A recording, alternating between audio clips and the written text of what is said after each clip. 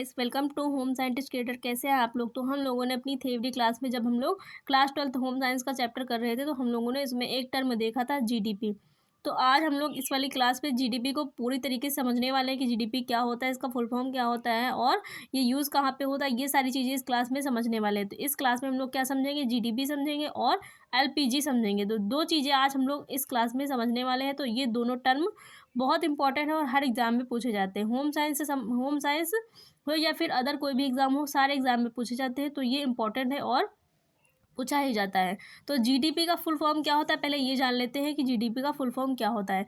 GDP का full form होता है, जी से होता है ग्रॉस, और डी से होता है डोमेस्टिक, और पी से होता है प्रोडक्ट। तो जीडीपी का फुल फॉर्म क्या होगा, ग्रॉस डोमेस्टिक प्रोडक्ट। क्या होता है, ग्रॉस डोमेस्टिक प्रोडक्ट होता है जीडीपी का फुल फॉर्म। अब हम लोग आगे देखते हैं जीडीपी है क्या। आगे देखते हैं, जीडीपी के बारे में समझते हैं।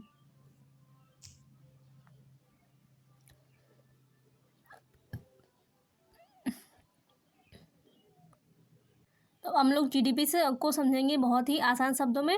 जीडीपी होता क्या है, तो जीडीपी को समझते हैं। जीडीपी का हिंदी मीन्स क्या होता है, सकल घरेलू उत्पाद। जो आप लोगों ने अभी देखा था ग्रॉस डोमेस्टिक प्रोडक्ट, उसका हिंदी मीन्स होता है सकल घरेलू उत्पाद। ये होता है, क्या होता है, सकल घरेलू उत्पाद इसका, जीडीपी का।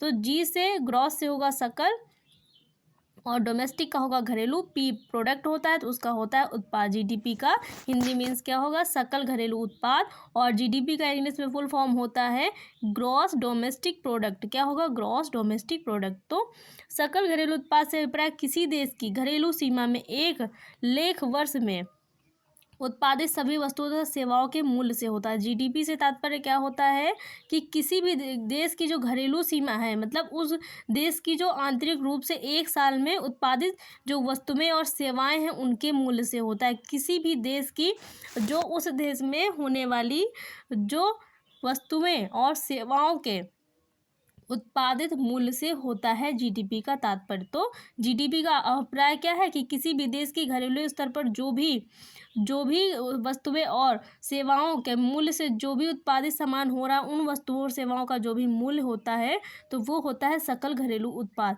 किसी भी देश की वस्तुओं और सेवाओं से संबंधित उत्पाद का जो भी मूल्य होता है वो सकल उस देश का जो क्या होगा, सकल घरेलू उत्पाद जीडीपी कहा जाता है। समझ में आ गया ना। आप जानते हैं कि साधारण शब्दों में इसे ऐसे भी समझ सकते हैं। कैसे समझ सकते हैं, एक देश में उसके सामान्य निवासियों द्वारा एक वर्ष में जितना कुल उत्पादन होता है। समझ रहे हैं ना आप लोग कि एक एक देश में, मतलब कोई भी देश है, तो उस देश में उसके जो भी निवासी रहते हैं, किसी भी देश में उसके उस देश के जितने भी निवासी उस देश में रहते हैं, उनका एक एक वर्ष में जितना कुल उत्पादन होता है, उन सभी निवासियों का एक साल में जितना उत्पादन होता है, वो जितना कुल उत्पादन कर पाते हैं सभी प्रकार की वस्तुओं व सेवाओं के रूप में। और वो उत्पादन किस में होगा, तो वो वस्तुएं और सेवाओं के रूप में उत्पादन होता है। मतलब एक देश में एक वर्ष में उस देश के सभी निवासियों द्वारा जितना कुल उत्पादन होता है, और वो उत्पादन किस पर होगा, तो सभी वस्तुओं और सेवाओं के रूप में होता है। उसके मूल्य को सकल घरेलू उत्पाद कहा जाता है। और उसके मूल्य को क्या कहा जाएगा, सकल घरेलू उत्पाद कहा जाता है। मतलब एक देश में उसके सामान्य निवासियों द्वारा एक वर्ष में जितना कुल उत्पादन होता है, उसके मूल्य को सकल घरेलू उत्पाद कहा जाता है। तो अब समझ आ गया ना, जीडीपी क्या होता है, किसी भी देश के सामान्य निवासियों के द्वारा एक साल में जो भी उत्पादन होता है, तो उस उत्पादन में उन वस्तुओं और सेवाओं का जो मूल्य होता है, तो उस मूल्य को क्या कहा जाएगा, सकल घरेलू उत्पाद कहा जाता है। इसमें केवल देश के सामान्य निवासियों द्वारा देश में ही किए गए उत्पादन की गणना होती है। और ये उत्पादन कहाँ पर होता है, तो उसी देश में होता है। किसी अन्य देश से नहीं मंगवाया जाता है, ना आयात होता है, ना निर्यात होता है, ना किसी अन्य देश में होता है।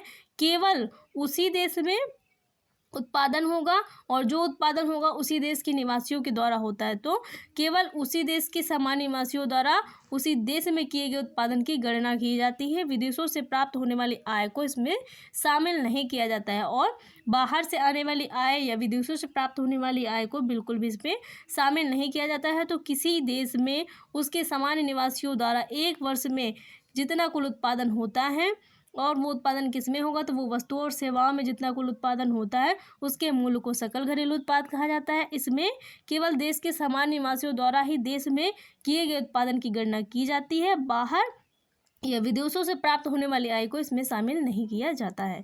तो ये आपका जीडीपी रहा। कितनी आसान भाषा में हम लोग मतलब लेके आए हूँ आप लोगों के लिए, तो समझ में आ रहा होगा आप लोगों को।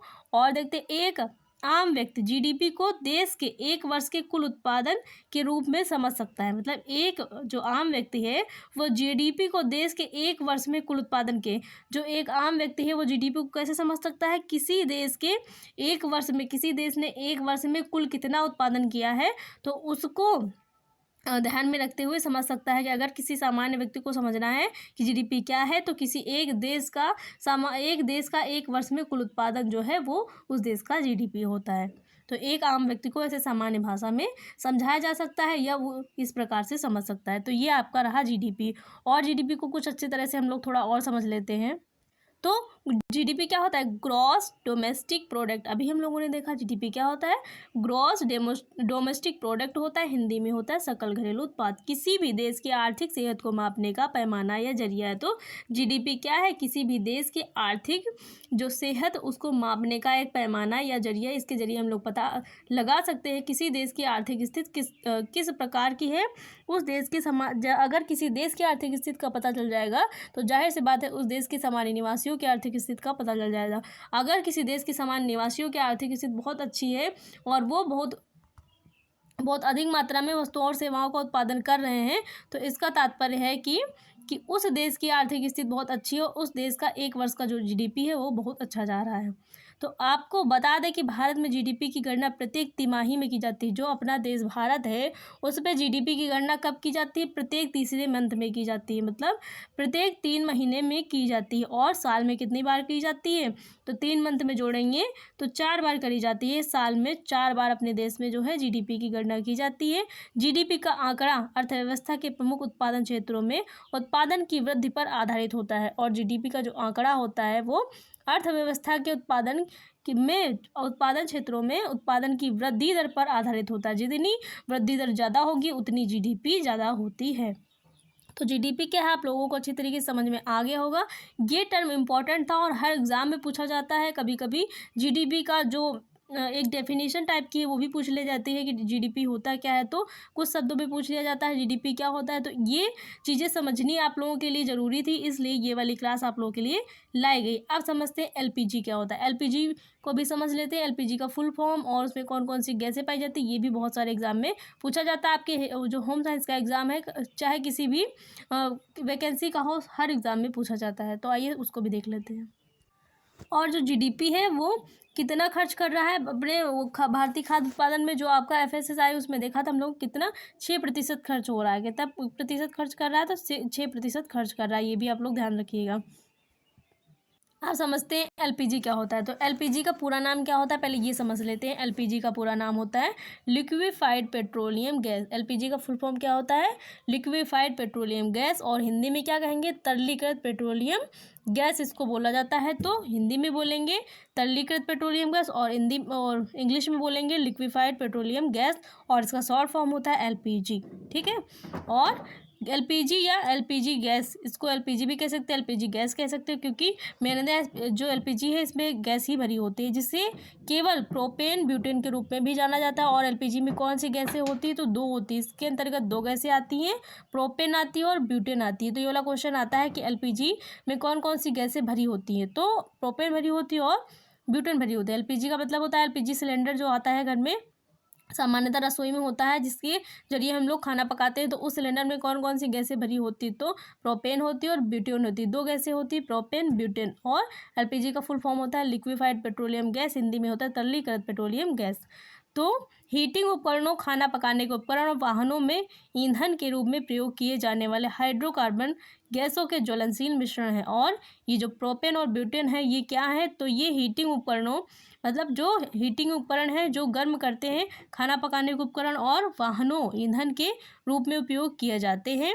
किए जाने वाले हाइड्रोकार्बन जैसे ज्वलनशील मिश्रण है। तो ये दोनों क्या है, ये ज्वलनशील मिश्रण है और इन ज्वलनशील मिश्रणों के जरिए ही क्या होता है, हम अपने भोजन को आसानी से पका सकते हैं।